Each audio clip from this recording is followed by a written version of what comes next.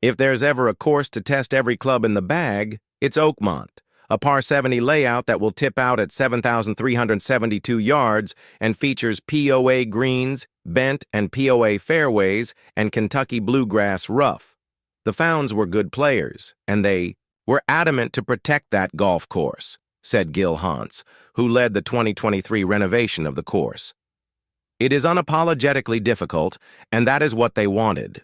The most noticeable changes from 2016 will be larger greens with more hole locations and more penal edges, some additional fairway width in spots to encourage more options, rebuilt bunkers that could see more balls end up closer to lips, and even a bigger church pew bunker between Nozzern 3 and 4, about 15 yards. And what about the trend from the 2021 U.S. Amateur, where players were driving it into adjacent fairways for better angles? About 5 inches of rough should deter most of that, along with added length on number 11 and a later start to the 11th fairway, which will make it tough to avoid the rough if hitting it left off number 10.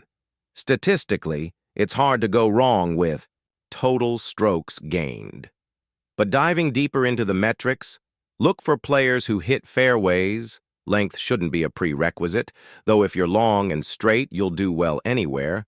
Are strong approach players, scramble well, and have good speed on the greens, approach putting.